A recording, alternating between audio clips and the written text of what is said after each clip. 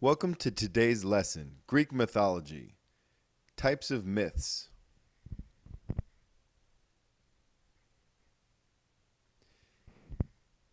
Today we will be discussing the different types of myths. Are all myths the same? In this lesson, students will find that myths can fall into three basic categories: origin or creation myths, morality myths, or hero myths.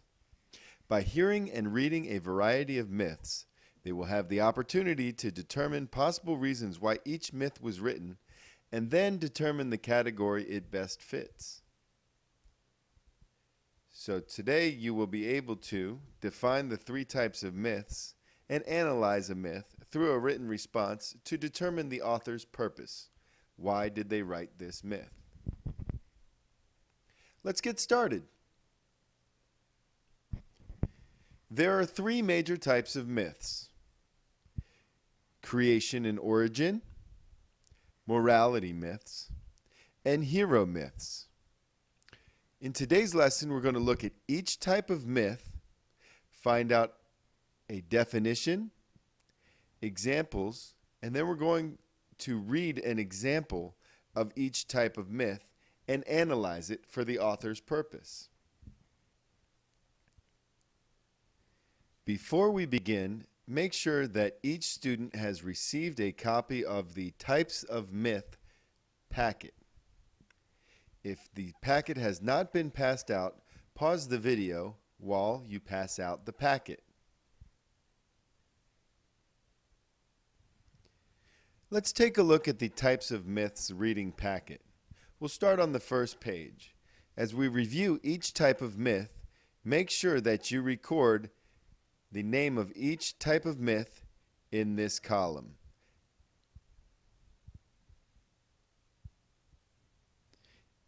Each slide will provide a description, key ideas, and examples about each type of myth. Record that information in this column. Now let's get back to the examples. First, we will talk about creation and origin myths. What are the characteristics of creation and origin myths? One of the characteristics is that it's a myth that explains how something was started or came to be. Just like we learned about the elements of a myth, a creation and origin myth also explains the unexplainable. Where did that come from? Some examples of creation origin myths that you might come across in your studies are the invention of fire, the creation of earth, and the creation of humans. Please pause the video here and take a moment to write down this information in your Types of Myths worksheet.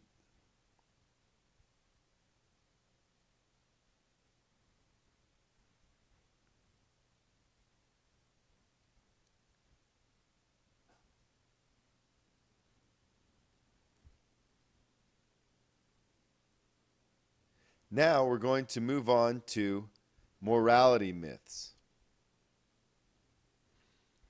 A morality myth is a story that provides a lesson or provides a warning for the consequences of disobeying. Good things happen if you're good, bad things happen if you're bad. Many of these myths deal with the concept of right versus wrong and good versus evil. Examples of morality myths that you might encounter in our mythology unit are the Midas touch and Icarus and Daedalus. Please pause the video here and take a moment to record this information on your worksheet.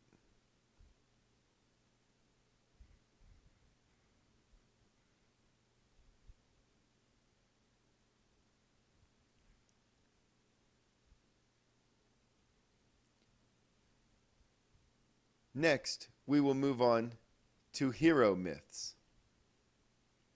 A hero myth centers around a character who uses his or her extraordinary powers or strengths to conquer evil forces. Now, it's not always about having superpowers like the ability to fly or the ability to be invisible. An extraordinary power or strength could be something like bravery or a good skill. It usually involves a mission to find something or save someone. Examples of hero myths that you will encounter in the mythology unit are the labors of Heracles, the Odyssey, or the story of Atalanta. Please pause the video here to record this information in your mythology worksheet.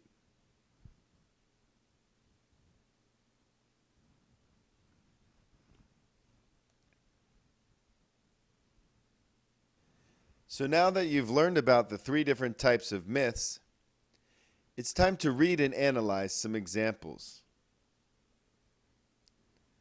Today's readings will include the myth of Arachne, an origin and creation story; King Midas and his golden touch, a morality myth; and Atalanta and the Caledonian boar hunt, a hero myth.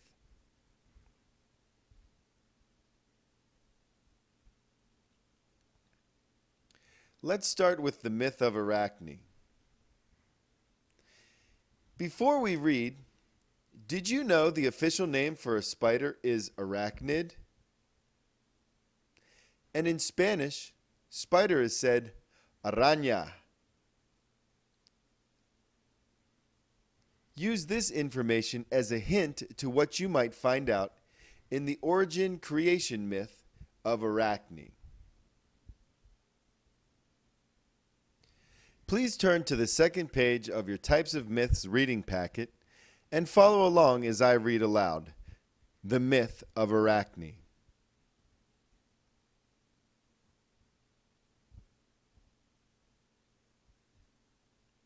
The myth of Arachne. Athena, the goddess of wisdom, taught the Grecian people the useful arts, and they honored her by giving to her the care of one of their fairest cities, Athens. In this beautiful city, they built the Parthenon and dedicated it to Athena. In the temple, they placed a statue of the goddess. It was made of ivory and gold, and its robes were spun, woven, and embroidered by the fairest maidens in Greece. The Greek maidens all knew how to spin and embroider. They said that Athena taught them. It would have been wrong to think otherwise. One day, a Grecian maiden sat spinning beneath an olive tree on the shore of the blue Aegean Sea. She was a pretty picture. Her hair was spun like gold, and her face was very fair to look upon. She held her head high and turned it somewhat haughtily when a sly little nymph who had been watching asked her about her work. The little maid was Arachne, the most skilled spinner in Greece. None could equal her in the weaving of beautiful webs, and her fame had gone abroad, for the webs which Arachne wove and embroidered with her nimble fingers were sent far away to be worn by the great people of other lands. Everybody praised the little maid so lavishly that they quite turned her head. It was unfortunate indeed that a maiden so charming in most respects should not be agreeable in all. But the foolish little Arachne was so much given to boasting of herself and of her skill that she was at times far from agreeable. At such times the little nymphs, who stole softly near to watch her as her slender fingers flew deftly to and fro, ran back to their vines and streams, while her friends grew weary and left her alone. One day Arachne made a foolish boast. She declared that she excelled even Athena herself. "Arachne, Arachne, how wicked! Why, Athena taught you all you know," cried her friends. But the vain little maiden shook her pretty head, saying, "Athena taught me not. I taught myself." Arachne's friends were shocked. They went home at once, while the naughty Arachne, with a toss of her proud little head, went on spinning and spinning. By and by a shadow fell across the snowy wool, and looking up, Arachne saw an old woman leaning on her staff. "My daughter, I heard that remark. It was foolish, but you are young, and perchance were jesting. You do not mean to compare yourself with Athena? Yes, I do, said Arachne, still spinning. Then you have greatly offended the goddess and should beg her pardon. I do not care. Do you suppose that Athena could weave a mantle finer than this? And Arachne held up a soft scarf, rich with Tyrian purple and gold. Let Athena come and try if she thinks she can do better. I will match my skill with hers. As Arachne said this, the cloak fell from the old woman's shoulders, and the stately goddess Athena stood before her. But Arachne was not abashed. She refused to ask pardon and insisted upon a trial of skill. They met on the shores of the sea, while the sea nymphs, the Tritons, and Arachne's friends watched anxiously. Never before had a mortal dared to vie with a goddess, and everyone knew that. Should Arachne fail, her punishment would be severe. So they watched, almost breathlessly, as the hands of the spinners deftly carded the soft, fine wool, then twisted it into threads. Then these threads were stretched on frames, and soon the shuttles flew back and forth as if by magic. Athena wove into her web the colors of the rainbow, and more beautiful pictures than mortal eyes had ever beheld. She made pictures of the gods, Zeus seated on his throne with the stately Hera, and all the gods and goddesses in attendance, Helios in his chariot, Proserpine with her garlands of flowers, and the sea god Poseidon with his trident. There was truth and beauty in every line of Athena's web. Arachne's web was also beautiful, but it was not entirely truthful, for her pictures were those which showed the errors and failings of others. When Athena's web was finished, Zephyrus bore it aloft and stretched it across the sky in a beautiful arc. But Arachne's web grew darker and darker. She knew that she was beaten, but would not ask for forgiveness of the now angry Athena, who struck the web and rent it.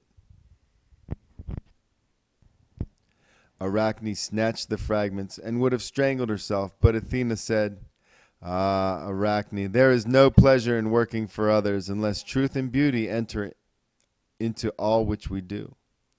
That which is done for self-praise is wrong. You shall live to warn people who boast of their skill rather than make it a means of doing good. Then she touched Arachne, and sad to tell, her beautiful hair fell off, her body shriveled, and she turned into a spider. But she still shows us how wonderful a web she wove in those days of long ago. Now let's turn your attention to the questions. The first one asks you to name and describe the characters in this myth. The second says, what origin or creation does this myth tell the story of? Third, it says, use a quote from the text and describe how it shows how Arachne feels towards Athena. And finally, what is the purpose or message of this story? Pause the video here and now take time to answer the questions. When you have finished, you may restart the video. Next up, we'll be reading King Midas and his golden touch. Before we read, discuss what kind of touch would you like to have? Imagine if you could touch things and they could turn into an object or an element that you desire. We'll find out that King Midas could touch things and turn them to gold. Pause the video here while you discuss which touch you would like to have.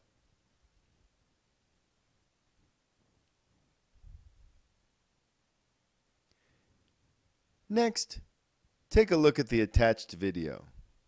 How would you feel if you were the guy in this video? He has the Skittles touch.